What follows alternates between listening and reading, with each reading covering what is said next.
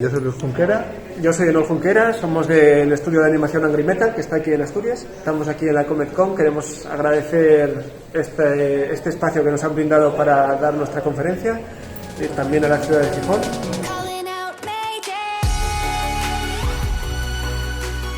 Es el espectáculo y nada, estamos comentando, no sé hasta dónde sabéis de nosotros, pero tenemos una productora de animación en Asturias, en Gijón, aquí en Gijón, y trabajamos con nuestro socio Ari Shankar, que es famoso por haber producido la serie Castlevania en el mundo de la animación. Antes de eso había trabajado en bastantes producciones de imagen real, y nosotros desde aquí llevamos como 4 años trabajando, pero hemos sacado a la luz más bien poco material. Un cortometraje que se llama The End of Pokémon. ¿Y qué más hemos sacado? Un videoclip de Rancid, un poco de música, el The End of Pokémon, y una serie que es Juez de Derecho Perfil, no sé si lo visteis, que esa la sacamos no con el estudio montado, sino antes de montar el estudio. A partir de ahí fue cuando creamos la empresa como tal, y ya empezamos a producir yo a nivel profesional. Y sí, desde entonces hemos trabajado bastante en series que aún no se han estrenado, y también hemos estrenado The End of Pokémon, no sé si lo habéis visto, si no os lo pondremos, y un videoclip, y ahora mismo además estamos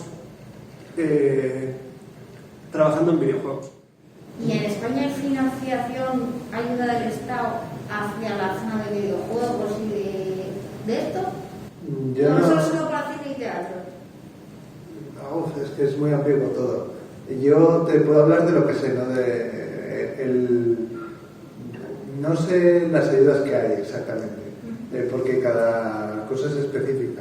Las ayudas que nos pueden afectar a nosotros, que nos pueden ayudar, realmente forman parte del hecho de que nosotros estamos trayendo dinero del extranjero, de visa extranjera.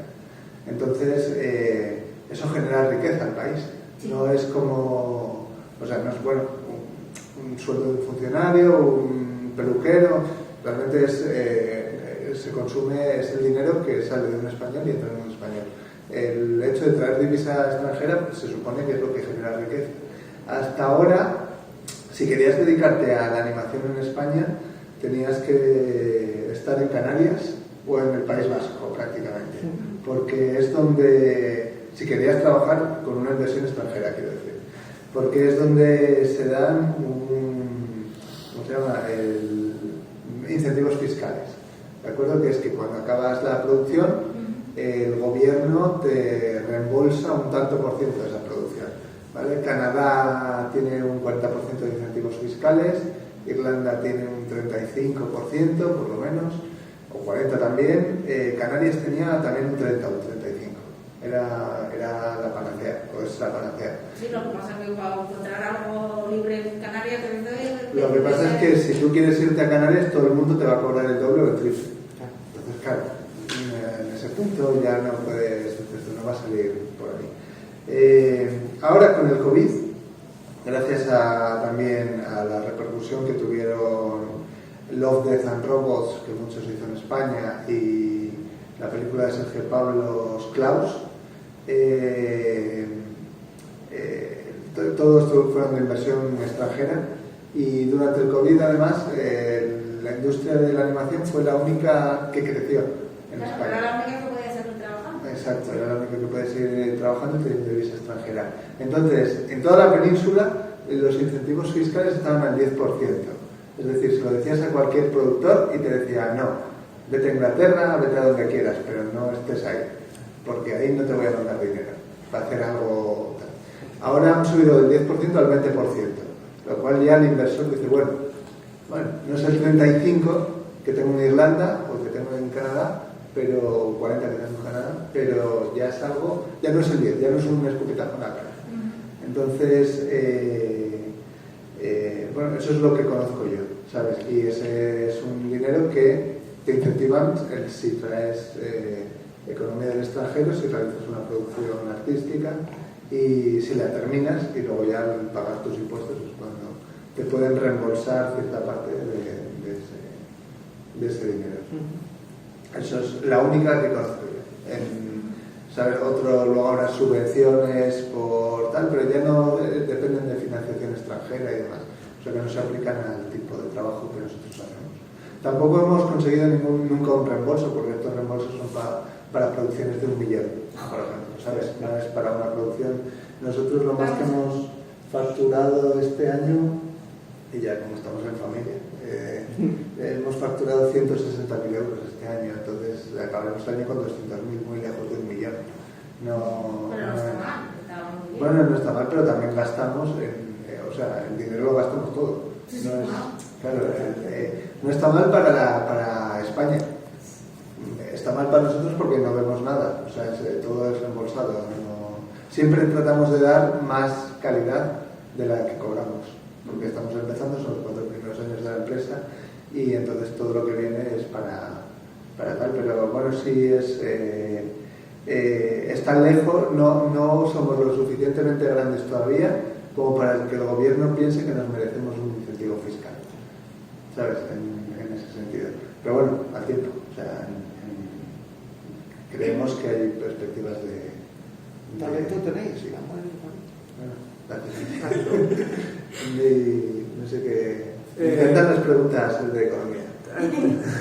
Sí, la verdad que sí, te mola mucho. Sí. Yo, por no hablar de economía, había sacado el GDB por si queréis. Pero bueno, sí, es del videojuego como parte del proyecto, que habéis visto el trailer, la demo técnica que hicimos. Esto era el Game Design Document. No sé si alguno sabe lo que es. Es el portafolio donde describes el juego. Y esto es como lo hicimos nosotros. Supongo que habrá 1001 formas de hacerlo. Cuando vas a sacar un juego te piden 2 cosas, sobre todo un juego indie, que es el Game Design Document y el Vertical Slice, que es lo que habéis visto antes. Sí, queremos hacerlo mejor, el Vertical Slice. Lo que habéis visto antes fue una versión previa, y dijimos podemos hacerlo mejor y ahora vamos a hacerlo mejor. Sí, realmente aquella versión que habéis visto, nuestro fallo, bueno, era una prueba que hizo sobre todo Enol para ver si podíamos programar, podíamos hacer un videojuego, pero no incluía la jugabilidad final del juego, que es un modo colaborativo entre 2 personajes y demás, y no quedaba reflejado. Sí. Entonces, sí, por eso fue más una prueba para nosotros que para presentar a ningún lado. Sí, fue una toma de contacto. Y este era el Game Design Document que tenemos, os lo voy a pasar así un poco por alto para no aburriros. Pero bueno, al principio empezamos hablando de quiénes somos nosotros, qué hace nuestra empresa, etcétera, quiénes son nuestros clientes. Hablar un poco del tipo de juego que queríamos conseguir y un esquema que explicara nuestras principales referencias, fuentes, que a día de hoy han cambiado un poco. Se permanece de los Vikings, pero meteríamos más de Last of Us que Super Meat Boy, por ejemplo, porque queremos orientarlo más a ese rollo, pero bueno, tampoco os quiero aburrir con lo que es nosotros, sino con el trabajo que hemos hecho. Bueno, cuanto más visual el Game Design Document para explicarlo vas a hacer mejor. Cambiamos el diseño de la chica, pero eso es otro tema. El argumento que va a tener y donde os quiero una estrategia de marketing. Aquí pone que usábamos Unity, ya no lo vamos a hacer. Y la parte más bonita, que es ya el diseño de personajes, donde eso, la chica ha cambiado, no nos gustaba esta chica para nada, nos parecía hasta mal, así que voy a pasarla rápido. Uno de los protagonistas junto con la chica, y ahora empezarían los villanos, donde ya nos lo pasamos bastante mejor, haciendo un cancerbero. Sí, tiene ahí entre el noir y el cyberpunk. Un robot humano gigante controlado por ¿cómo se llama este perro que es el más inteligente de todos? Un border, en teoría es el más inteligente, un border collie, sí que se ha creado un robot humano. Ah, bueno. Esto es un mundo en el que en el que los perros han creado, los humanos no existen y han creado robots basados en humanos por su necesidad de cariño. Hostia, qué guapo. ¿La chica entonces que es la última de su especie o algo así? La chica es un robot y hay mucho racismo contra los robots. Claro. Y no hemos traído el nuevo diseño de la chica, está bastante mejor que este y ya está modelada y todo, lo siento. Me presta mucho que nos enseñes el GDD, porque yo cuando cogí, cuando cuando perdí el trabajo por lo del cuello, me apunté a un curso en CPA de creación de videojuegos. Sí. Que básicamente pasaron de mi culo todo el curso. Y te pedían un GDD. Magma, La punta de la mano. ¿Eh? Sí, hay GDDs. No tengo pasta ya para tanto. Pero el GDD nos decía que era un documento de texto que nos dijera de qué iba el juego y referencias y nada más. Y fue lo que entregué. Os digo una cosa, y esto vale para cualquier trabajo artístico. Nadie sabe nada. Es decir, nosotros no sabíamos hacer un GDD. No. Por eso hicimos esto. Es una pasada. En cualquier sitio que vayas, ¿cómo se hace esto? Nadie lo sabe. Es decir, tú tienes que impresionar a la gente. Orson Welles no sabía dirigir una película y dijo, yo quiero que se vea el techo. Y le dijeron, coño, Orson Welles, no hay techo. Estás en un plato de cine, aquí no ponemos techo. Y dice, pues yo quiero un techo. Pero aquí no hay, ¿cómo vas a poner la cámara en el suelo si en el suelo no se puede poner la cámara? Y cogió un hacha, rompió el suelo y dijo, mira cómo pongo la cámara en el suelo. Ahora ya está la cámara en el suelo y quiero un techo. Cabrón. ¿Pero por qué lo hizo? Porque no sabía. Y él en su storyboard dijo, aquí se ve el techo. ¿Pero es por qué? Porque nunca ha entrado en un plato de cine. Era un tío de radio, era un tío de teatro. Entonces, realmente la genialidad o la capacidad de sacar ideas viene muchas veces de la ignorancia.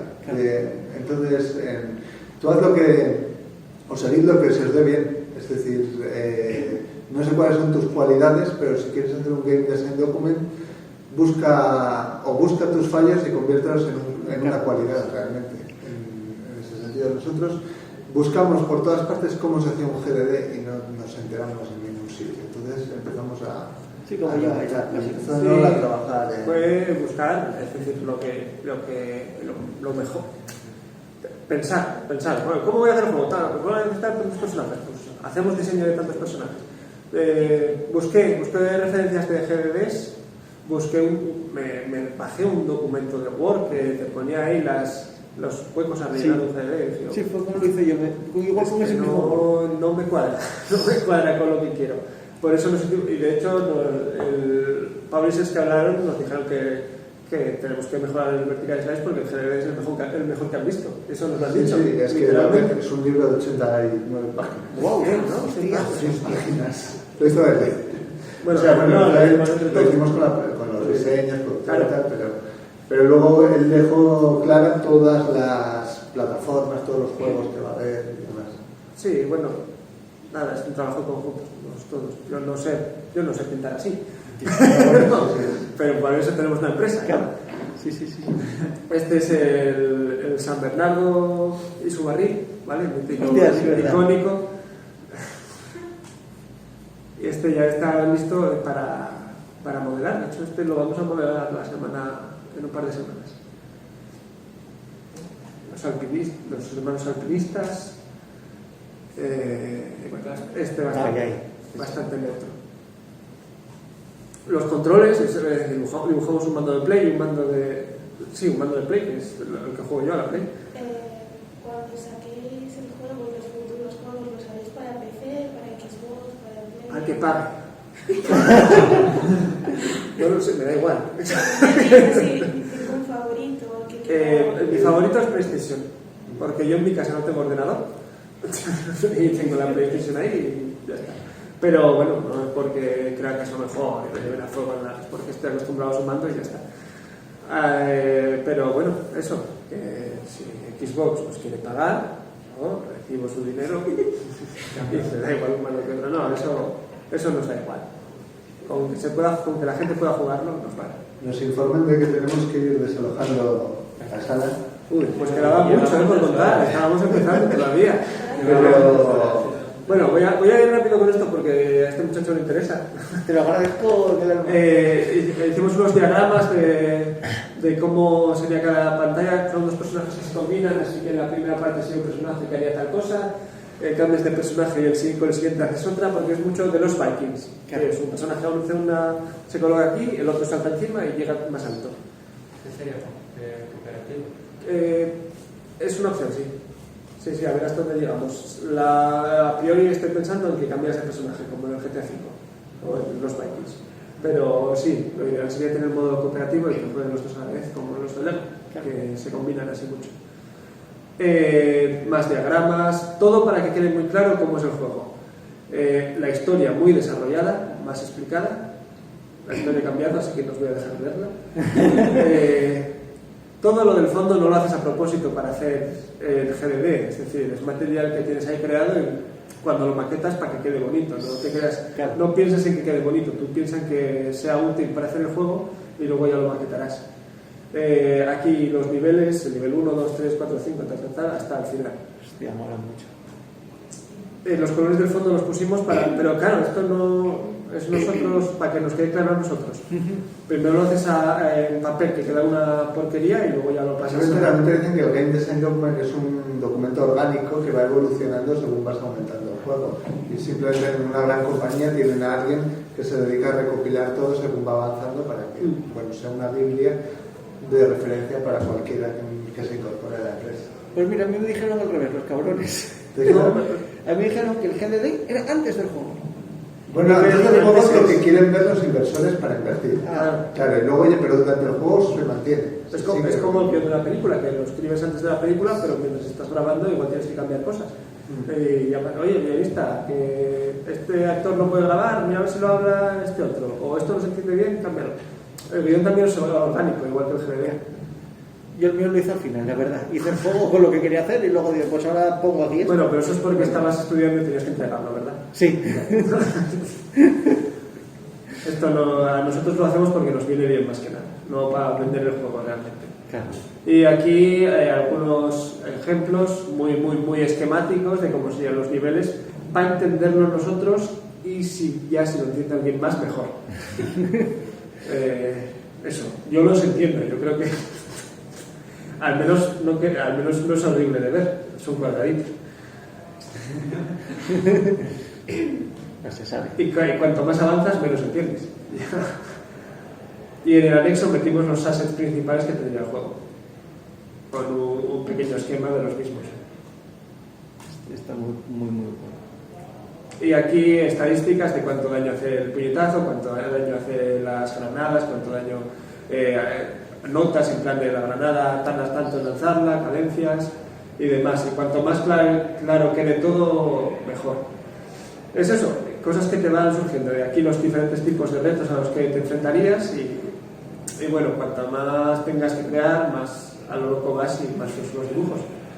Pero nada, es dejarlo todo esquemático.